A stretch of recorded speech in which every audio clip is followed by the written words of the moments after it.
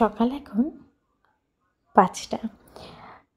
না, আজকের ঘুমটা কিন্তু আমার আরও আগে ভেঙেছে, ওই 4:30 নাগাদ। মানে কেন জানি না, হঠাৎ করেই আজকে ঘুমটা ভেঙে গেল। তারপর আর কতক্ষণ বিছানায় শুয়ে থাকা যায়, অগত্যা উঠতেই হলো। তো ঘুম থেকে উঠে আগে চলে এলাম এই বাইরের একটু পরিবেশ দেখতে, তারপর চলে গেলাম রান্নাঘরে। সবার যে প্রথম কাজটা আমি আজকে করেছি, একটু আটা মেখে নিয়েছি, সকালের ব্রেকফাস্টটা রেডি করব। ভাবলাম যেহেতু আজকে অনেক সকালে ঘুম থেকে ওঠা হয়েছে, প্রচুর সময় রয়েছে হাতে, সকালের ব্রেকফাস্টটাকে আজকে আমি করি।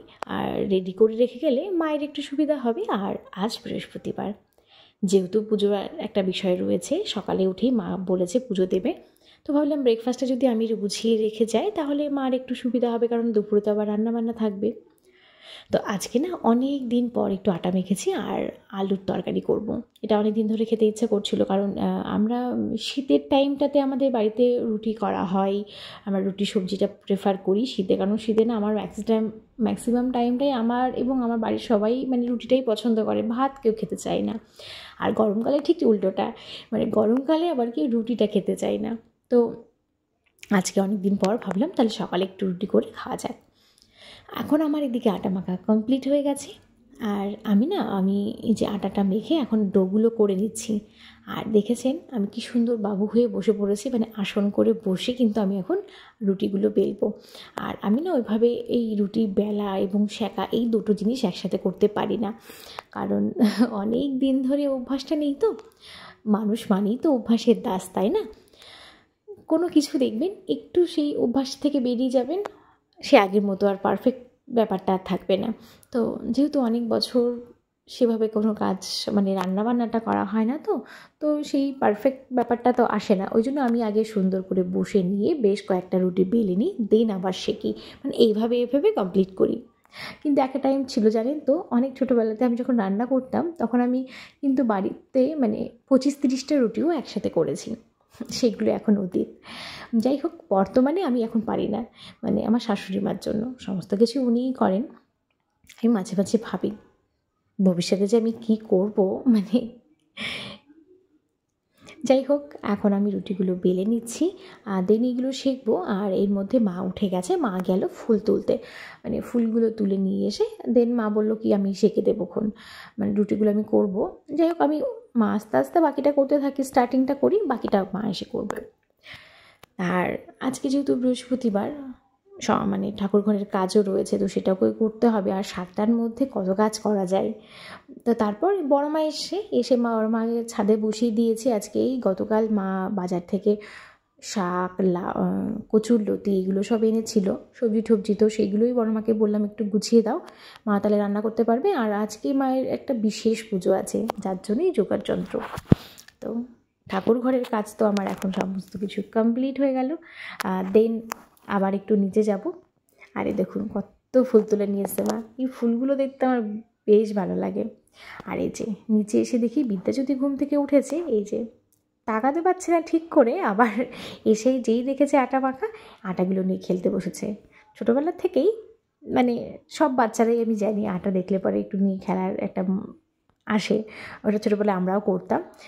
দেন মা এখানে রুটিগুলো সেঁকে নিচ্ছে, আর এদিকে আমার তরকারিটা হয়ে গেছে।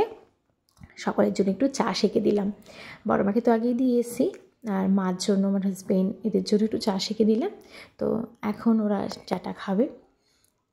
আর এদিকে মোটামুটি কাজ বলতে বিদ্যাজ্যোতি সবজি দিয়ে রুটি খেতে পারবে না, ওই জন্য ওর জন্য আবার একটু মিষ্টি একটু সেমাই করা হচ্ছে, তো সেটাও এদিকে মোটামুটি হয়ে গেল।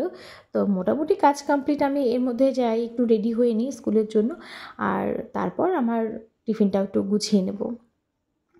আর এদিকে সেমাইটা হয়ে গেছে, আর এদিকে আমার টিফিনটাও রেডি। আর একটু রচা নিয়েছি, একটা রুটি দিয়ে খেয়ে যাবো, কারণ আজকে যেহেতু অনেক ভোরে উঠেছি, বড্ড খিদে পেয়ে গেছে। আর এই ভিডিও ক্লিপগুলো নেওয়া হচ্ছে দুপুরবেলাতে, যদিও আমি ছিলাম না, আমার ছেলে ধরে দিয়েছে। আর এটা আমার হাজব্যান্ড, ও মানে মাছগুলো ভাজছে, আর মা গেছিলো মশলা করতে, মানে এই জন্যই ও একটু মাছগুলো ভেজে মানে মাকে একটু এগিয়ে দিচ্ছিল। এর নামই তো সংসার, তাই না? সবাই মিলে হাতে হাতে না করলে এগোবে কী করে? আর এর জন্যই হয়তো আজকে আমি কাজটা করতে পারছি, কারণ এই দিক থেকে আমি ভীষণ হ্যাপি। মানে আমি না থাকলেও এরা সমস্ত কিছু সেভাবে গুছিয়ে নেয়। আর তারপরে এই যে বিদ্যাজ্যোতি, আমি নেই, জানে মা নেই, কেউ বকবে না, কেউ কিছু বলবে না, মনের আনন্দে বৃষ্টিতে ভিজছে। অবশ্য আমি থাকলেও হয়তো বকতাম, তারপরে ভাবতাম যে না ঠিক আছে, কারণ এই ছোটোবেলার এইগুলোও তো দরকার একটা বাচ্চার জীবনে, তাই না? যেগুলো ছোটোবেলাতে আমরা করেছি, আমরা করে বড় হয়েছি বৃষ্টিতে ভেজা, এগুলোর মধ্যে না একটা ভালোবাসা, একটা ভালো লাগা, একটা আবেগ জড়িয়ে রয়েছে। তো আমি চাই আমার বিদ্যাও সমস্ত রকম, সমস্ত দিক থেকেই সেই ভালোবাসাগুলো পাক, ছোটোবেলাটাকে পাক। আর বাড়িতে এসেছি, এই যে আমার আওয়াজ পেয়েই দুষ্টুমি করা শুরু করে দিয়েছে। ও আমাকে বলছে যে এখানে এসো, আমি জানি তুমি এসেছো। তারপর আমি গেলাম, আর এই যে গাড়িটা ওকে দিয়ে, গাড়িটা দেখে কিন্তু বেশ খুশি হয়েছে, কারণ এর আগের দিন যখন আমি বাড়িতে গেছিলাম, আমার দিদির ছেলে মানে সেম একটা গাড়ি আছে, সেটা দেখেই আমার বাবু মানে ও আনতে চেয়েছিল গাড়িটা। তো যাই হোক, ও ছোটো মানুষ, ওই গাড়িটা দিতে চাইছে না, এবার কান্নাকাটি করছে। আমি অনেক বুঝিয়ে সুঝিয়ে দিয়ে এসেছি। তো দিদি বলেছিল আমি পরের দিন তোমাকে একটা কিনে দেবো। তো সেটাই আজকে দিদি কিনে আমাকে স্কুলে দিয়েছে।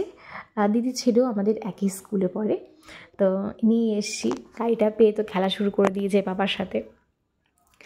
আর এটা হচ্ছে আমার হাজব্যান্ড, মানে আমার ছেলের পাপা কম, বন্ধু বেশি, মানে ওর সাথেই তো সমস্ত খেলাধুলো সব ওর সাথেই হয়। আর তারপর বড্ড খিদে পেয়ে গেছিলো, তারপর আমি একটু আমার লাঞ্চটা রেডি করে নিয়ে একটু খেয়ে নিলাম। আর তারপর একটু মিষ্টি মুখ করা যাক, মানে মায়ের পুজোর প্রসাদ আর কি, সেটা আমি নিজেও নিলাম, বাকিদের সকলকে দিলাম। আর আজকের এই ভ্লগটা মিষ্টি মুখ করে এখানেই শেষ করলাম।